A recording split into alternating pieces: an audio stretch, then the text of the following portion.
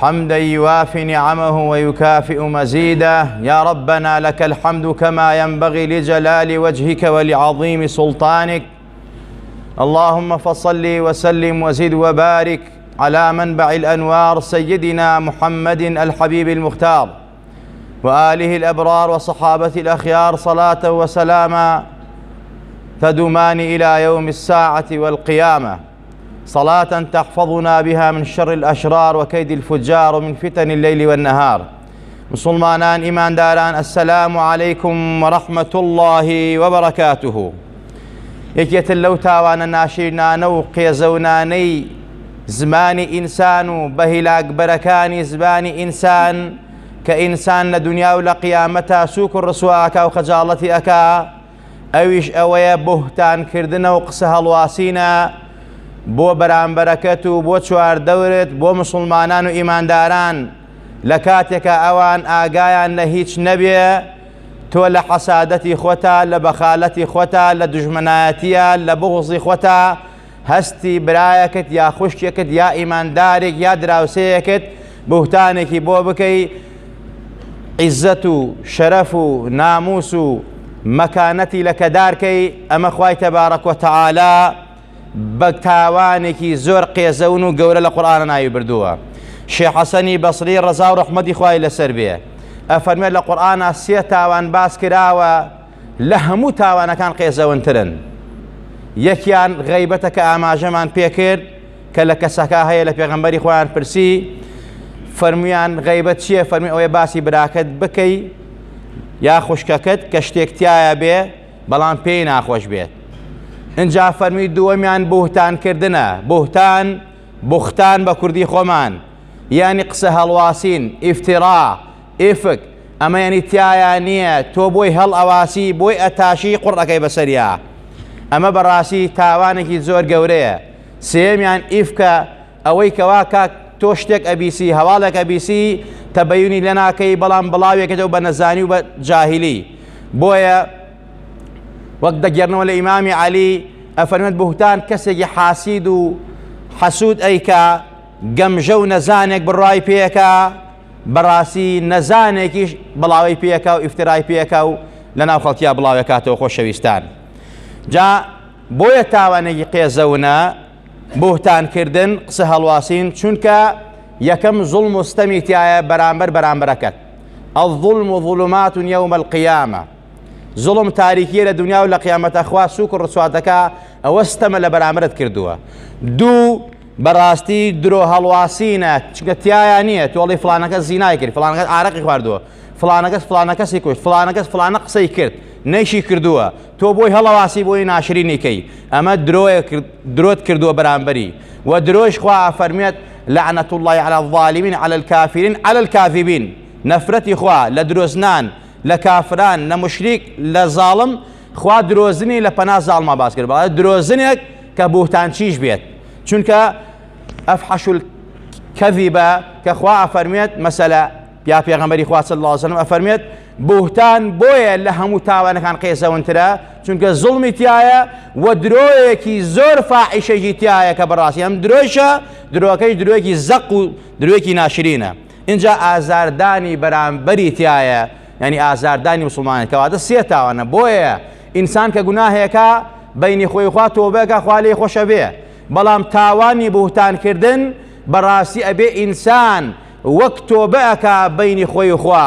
ئەبێ ئەم بوهتانە کردووەتی جارێ بڕوا کابرا گردنی ئازاکە حەق و ناسە. اینجا لە ناو هەموو خەڵکیا کە بڵاوی کردەتەوە بڵێ من ڕوڕەشم، من درۆزنم، تۆبەم لێ کردووە، من دروستم کردووە. بەڕاستی ئەمە زۆر مشکیلەیە. بۆیە بەڕاستی ئیبن حەجەر ڕەزا ڕەحمەتی خوای لەسەر بێ حەدیثێکمان بۆ ڕیوایەتەکە و لە زەواجیرا کە باسی تاوانە گەورەکانەکە ئەفەرمێت لە گەورەترین تاوانەکان بوهتانکردنە بۆ مسلمانان و ئیمانداران. خوا پێغەمبەری خوا ئەفەرمێت خەمسون لەیست لەهن کەفارەتون. بەڕاستی پێنج شت هەیە کەفارەتی هەر نییە. یەکێک لەوانە الشرك بالله وقتل النفس بغير حق وبهت مؤمن والفرار يوم الزحف ويمين صابرة أي كاذبة يقتطع بها مالا بغير حق. أم بينشتا كفارتي نية چونك تاوان وحق ناسي تيايا أويا كواش شريك بو خواه بردار دي بلي لقال خواه دا صلاة دائرة ترهيا خواه كي ترهيا نعوذ بالله من السجدي وهم أي فرستم. وهروها كشتني خلقي بنا حقي هل لخوتو خلق بكشي خلقي دا آمان لنايو بري بلاني بو دار رجي بشدار بلا قتليا بنا حقي بهتان كردن بو مسلمان و إيمان داران را كردن لروجي غزاي حقا كمسلمانان شرعكن برانبر كافر تو پشتیان تێکە جوڕاکەی اینجا سوێندی درۆ بۆ وەرگرتنی ماڵی خەڵکی و پەیاکردنی ماڵی خەڵکی ئەنی سوێند بە درۆ بخۆی لە کار و کاسبەکەدا قەسەم بەخوا بڵێ ئەم مڵکەی خۆم ئەم شتەکە ئەیفرۆشم بە تۆ مەسەلەی ئەوەندەم پێداوە ئەوەنەشی پێ نەداوە یا قەسەم بەخوا ئەم شتە ئاوا پاکە پاکیش نییە بۆ ئەوەی کەوا پێی بفرۆشی و فریوی دەی بیخەڵەتێنی پارەیەکی لێسێنی و بەناحەقی بیخۆی ئەم پێنجە بەڕاستی کەفارەتی نییە خۆشەویستان. بۆیە حەزەتی عوبادەی کوڕی سامت ئەفەرمێت پێغەمبەری نازدار کە بەیعەتی پێکردین حەدیسەکە متفەق عەلەیهیە کە بەیعەتی پێکردین لەسەر چەند شتێک بەیعەتی پێداین. یەکەم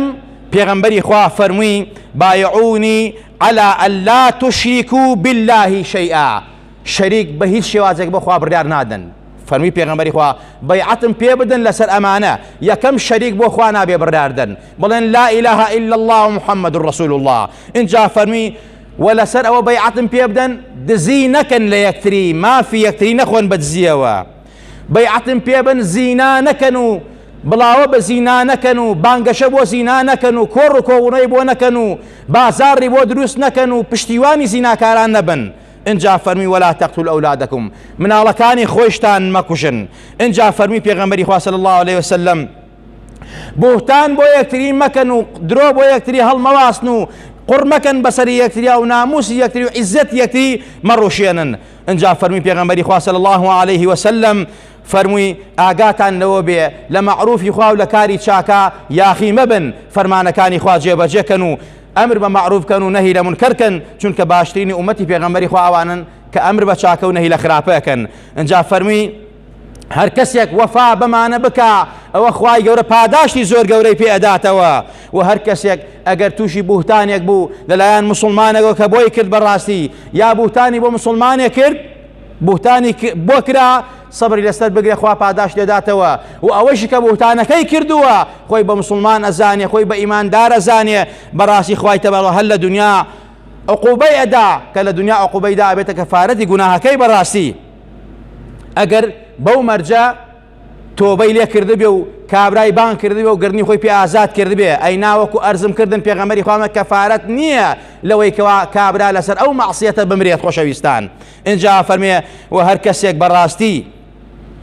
تووشی بوهتانێکی وابوو ئەگەر مسلمانان سەتریان کرد یا خۆی سەتر کرد یا خۆی تووشی گوناهێکی وابوو خۆی سەتر کرد ئەوە خوای گەورەی سەتری ئەکا. بەڵام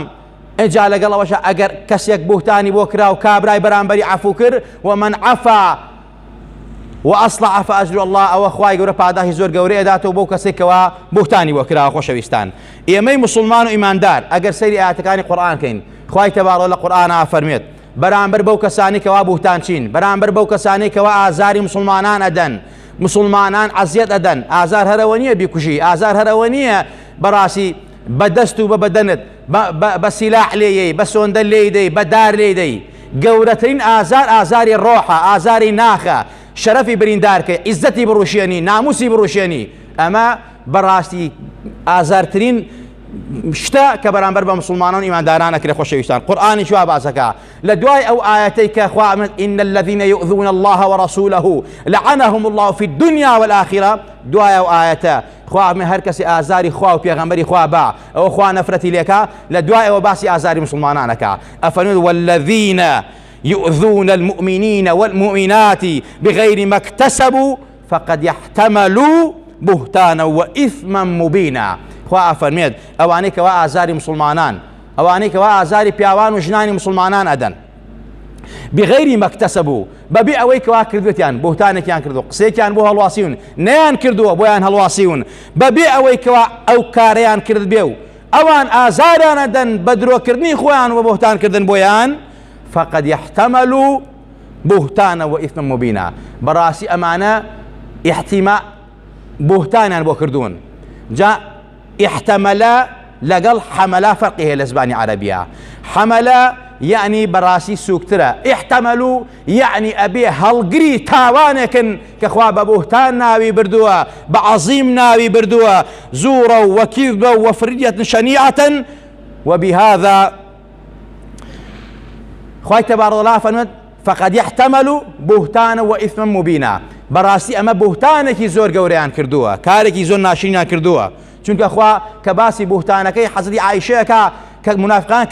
کردیان بۆ پێغەمبەری خوا و ئالوبەیتی پێغەمبەری خوا کە خوا دیفاعان لێکا کە پاکترین خەڵکی سەرزەمین خێزانەکانی پێغەمبەری خوان بەڕاستی ئەمڕۆی ڕافیزە لەسەرەوە بەردەوامن خوا نەفرەت و لعنەتیان لێکا خوا ئەفەرمێت سبحانك هذا بهتان عظيم ئەمە بوهتانێکی گەورە بۆ دایکی ئیمانداران کرا بوهتان عظيم جا لێرەش خوا بند فقد يحتملوا بهتانا بەڕاستی ئەمانە بوهتانێکی زۆر گەورەیان کردووە کە ئەم بوهتانەیانی زور و کیزب و درۆیەکی ڕوون و ئاشکرایە بەرامبەر ئەو مسڵمانانە کراوە کە تۆ هەڵگری ئەم تاوانەی هەڵگری ئەم مەعسیەتەی خوا لێت قبوڵ ناکا بەڕاستی باجەکەی زۆر قورس ئەبێ خۆشەویستان اینجاوە ئیثمە ببینە و ئەمەش تاوانێکی ئاشکرایە کە تۆ کردوتە بەرامبەر بە مسڵمانان وبكفرهم وقولهم على مريم بهتانا عظيما ئەوانەی کەوا جوولەکەکان کردیان بەرامبەر حەزەتی مەریەم کە پاکترین ئافرەت بوو دایکی حەزەتی عیسا بوو وتیان زینای کردن نەعوذ بالله ئەوە خوا دیفاعی لێ کرد فەرمی بە کوفرەکەیان مەلعونن بەو بوهتانەش کە کردیان بەرامبەر حەزەتی مەریەم بوهتانێکی گەورە بوو تاوانێکی گەورە بوو بەوەش مەلعون و نەفرەت لێکراون جوولەکەی مەلعون خۆشەویستان جا خوا ئالێرا لەم ئاەتا بەم شێوازە ئەفەرمێت ئەوانەی کە مسلمانان و پیاوان و ژنانی مسلمانان ئازادن گەورەترین گوناه و تاوانیان کردووە خۆشەویستان فوزەیلی کوڕی عیاز ڕەزا و ڕەحمەتی خوای لەسەر بێ ئەفەرمێت في آخر الزمان قوم بهاتون طيابون فاحذروهم فإنهم أشرار الخلق ليس في قلوبهم نور الإسلام وهم أشرار لا يرتفع لهم إلى الله عمل أميكك لا عارفان وخواناساني أمة الرسول الأكرم صلى الله عليه وسلم أفرميت لآخر زمانا قوم يكي بوهتان شي زور بيا أبيه دروزنو كذاب عيب دار كردني خلقي أمانة خوتانا لي باريزن قسيكي بيني زباني بيس بو خلقي عيب دار كرد بوهتاني بخلقي رفيقي مكة ودور كورولي چونك بهاولي وحسي بكري لقلوا عشاكري أفرميت أمانة خرابتريني خلقي لآخر زمانا براسي دڵیان نوری ئیسلامی تیانە وەکو لە قورئانە کە باسی درۆزنەکانە کە ئەمە درۆزن مەلعونە و نوری ئیمان لە قەلبیان نییە ئەمە ئاماژەی بەو ئاەتە وەخوای تەعاڵا نەفرەتشیان لێ دەکات نوری ئیسلام لە دڵیانان نییە ئەمانە خراپترینی خەڵکینی یەک بست کردەوەکانیان بەرز ناوەتەوە حوزوری پەروەردگار خوایەتەوە ناوی چاویان نەخۆشەویستان بوهتان چی و بوهتان چیەکان یەکێتر لە عارفان و خواناسان ئەفەرمێت رأس المعاثم الكذب وعموم الكذب البهتان سەری هەموو تاوانەکان درۆکردنە و لە درۆکردن گەورەتر و عمومی هەموو تاوانەکان و عمومی هەموو درۆکان و گشتی هەموو درۆکان بوهتانکردنە بۆ خەڵکێکی بەریء نەزان ئاگای لە هیچ نییە پاک خاوەن عیفەت وەک تۆ لە خۆتە بوهتان بۆ ئافرەتێ بکەی بوهتان بۆ پیاوێ بکەی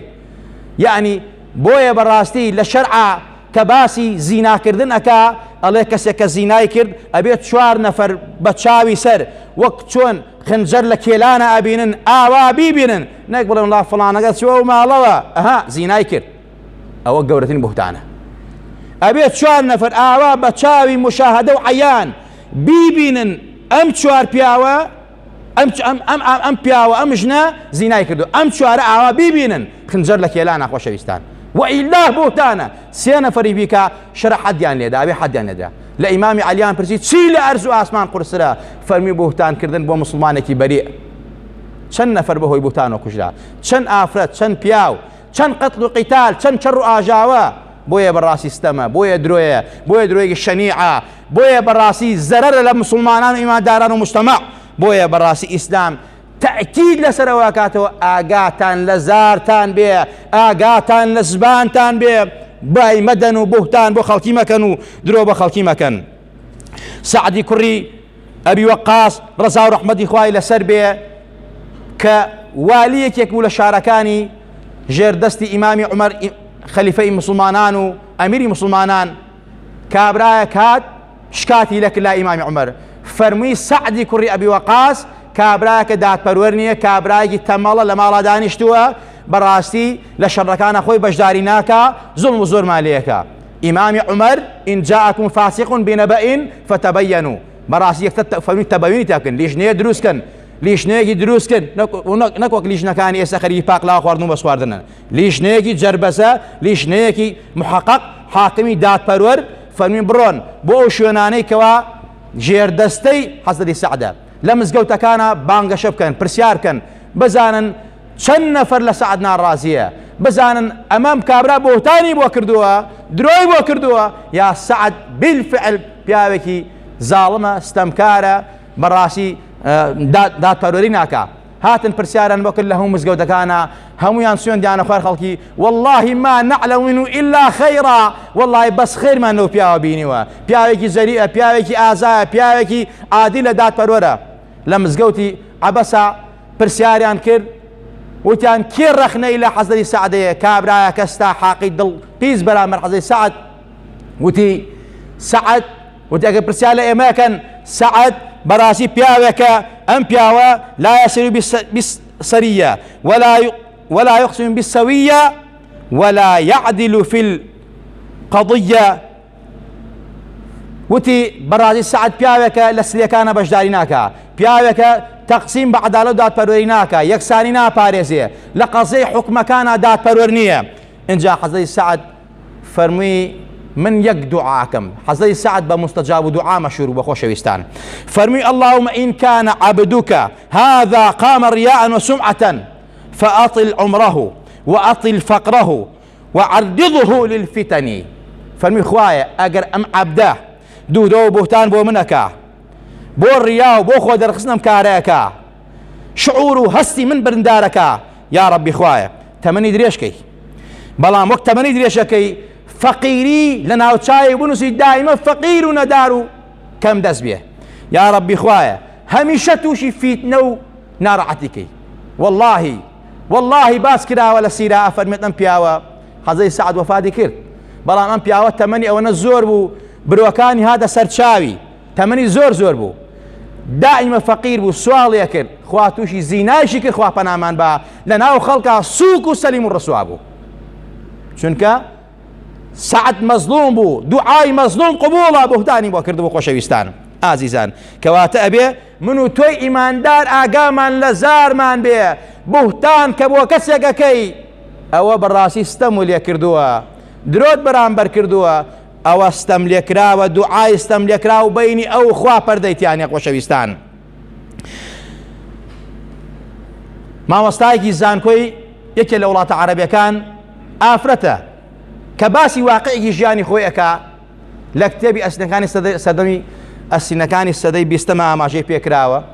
ئەڵێ من ئوستازی جامیعە بووم، دوو شوم کرد تەلاق درام، سەری سێم شوم کە ویستم شوکەم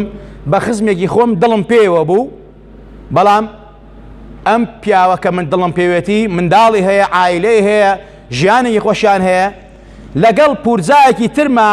کە حەزی لە ژنەکەی ئەو بوو، وتمان با بوهتانێت دروستکەین، ئەو تەلاقیدا تۆ ئەو ژنەکەی ومارەکە، منیش شو ئەەکەم بە ئەو نەجاتمانە بێ و تەواو بەچی بە بوهتانێک ئیتیفاقیان کرد، بوهتانیان دروست کرد، قسە بڵاو بوویەوە، کابرا بەڕاستی ژنەکەی خۆی تەلاقدا، ژنەکەی خۆی تەلاقدا، پاش ماوەیە بەرحاڵ وەزعەکە دوای ساڵێک و ئەمانە ئیتر قسە هەوەن بووە، ئەم ژنە شووی کرد بە پیاوێکی دەسەڵاتدار، نەبوو بۆ پیاوە بوهتان چیە کە پورزایی ئافرەتی مامۆسای زانکۆکە بوو، مامۆسای زانکۆکەش کەوتی من دوو شوم کردەوە تەلاق دراوم، بوهتانەکەم دروست کرد لەگەڵ ئەو کوڕا، منی بەڕاستی خوا تووشی سەرەتانی کردم، ئێستا بەدە سەرەتان و ئەناڵێنم، پورزاکەیشم خوا بە تەزووی کارەبا سووتانی کردی بە قەقنەس، لعيوزي أويك وبوتان مع دروسكت. إن الله خواي تبارك وتعالى ظلم قبولناك ظلمي لخوي حرام كده كواتا تو آقاوي لخوت بيه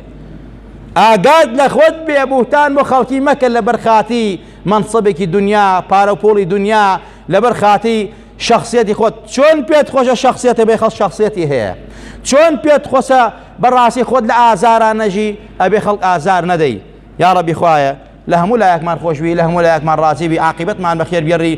لە قسەی خراپ لە بوهتان لە درۆ پارێزاومان کەی یا ڕەبی خوایە لە سونەتی پێغەمبەر شارەزامان کەی یا ڕەبی خوایە لە ڕێبازی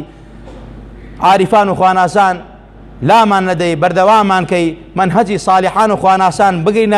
بکەینە منهەجی خۆمان یا ڕەبی خوایە گیان شیفای دڵ و دەروون و جەستەی هەموو لایەکمان بی یا ڕەبی خوایە لە حەسادەت و بەخالەت و بغز لامان دەی یا ڕەبی خوایە گیان وامان لێ نەکەی دوژمنی یەکتری بین بوهتان بۆ یەکتری بکەین محبت و خۆشەویستی لە نێوانمانە دروستکەی بە ئیمان و بمانژێنە و بمان برێن و زیندومان کەرەوە بە زەوی و بە کەساسی و داماوی و تەسکی و تاریکی و ناڕەحەتی و ترسناکی ناو گۆڕمانە بێتەوە زبانمان سابت کەی لە وەڵامی فریشتەکانی ناو گۆڕە لەو دەقە و ساتە کە پرسیارمان لێکەن لەبارەی تۆ پەروەردگارە لەبارەی ئیسلامەوە لەبارەی پێغەمبەر گیانەوە بەڕەوانی و بەسەباتی وەڵام بینەوە پەروەردگارە زبانمان سابت کەی و جێگرکەی لە وەڵامی فریشتەکانی ناو گۆڕە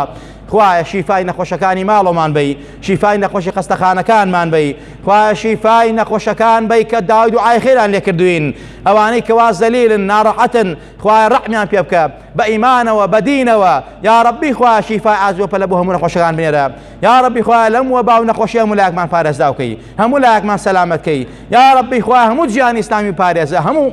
خەڵکی سەر ئەرز بپارێزە ئەم نەخۆشە لەسەر ئەرزامەیەڵە پەروەردگارە لە جێگای شیفا عاجل و پەلەدانێ خوایە کوردستانمان پارێزاوکەی لە هەموو نەهامەتێک لە هەموو قەیرانێک لە هەموو نەکبەتێک لە هەموو زاڵم و ستەمکارێک لە هەموو تاوان و مەعسیەتێک پەروەردگارە لە هەموو خراپە و فاحیشەیەک پەروەردگارە یا ڕەبی خوایە ئەوەی دۆستمانە دۆستی بی ئەوەی دوژمنمانە خوایە لێی قبوڵ نەکەی خوایە بیبێ بە ناخی ئەرزا یا ڕەبی خوایە ئەو دراوسیانەی ئێمە کە زوڵممان لێکەن وڵاتمان داگیرەکەن وڵاتمان سوتماکەن خوایە خۆت ئاگای لێیە زوڵممان لێکەن خوایە زوڵم قبوڵ ناکەی وعدی خۆتە خوایە زوڵمانی زاڵمە قبوڵ نەکەی خوایە کاربەدەستی وڵاتمان بۆ ئیسلاحکەی ئیمان و ئیسلام و وجدانیان بەرێ ئەگەر قابلن ئەگەر دڵسۆزی میلەتن ئەگەر عادلن بەرامبەر بە میلەت ئەگەر دڵسۆزی ئەم خاک وڵات و نیشتیمانن یا ڕەبی خوایە ئەگەر دڵسۆزمانین دوژمنی میلەتن دوژمنی خاک وڵات و نیشتیمانن مەقاشی دەستی بێگانن خزمەتکاری بێگانن دژمنی کوردستانن دژمنیان میلەتن قوتی میلەت ئەبرن خوایە ئەگەر قابلی داهاتنی داهاتیان بە ئەگەر قابلی داهاتنیە خوایە لە هەموو زاڵمەکانە قبوڵ نەکردووە وعدی خۆتە وعدی تۆ ڕاستە خوایە لەم زاڵمانەشی قبوڵ نەکەی یا ڕەبی خوایە لە پارێنەوە بە ئیسمی عەزەمی خۆت بە جەلالەتی خۆت لەبەر خاتری خاتداران لە پێغەمبەران و صالحان و پیاوچاکانت ئەوانەی داوای دوعای خێریان لێ کردوین بە هەر نیەت و بە هەر مەبەستێکەوە خوایە گیرگوتیان بۆ حەڵکە یا ڕەبی خوایە گیان مەشاکیران بۆ حەڵکە یا ڕەبی خوایە چارەسەری کێشەکانیان بکە منداڵی ساڵحیان بەرێ و منداڵی هەموو لایەکمان ساڵحکە شیفای نەخۆشی هەموو لایەکمان بۆ شیفای نەخۆشی ئەوان بە قەرزداری ئێمەش ئەوانیش هەموو مسڵمانان چارەسەرکەی پەروەردگارە هەموو لایەکمان لە ناڕەحەتی و قەیران و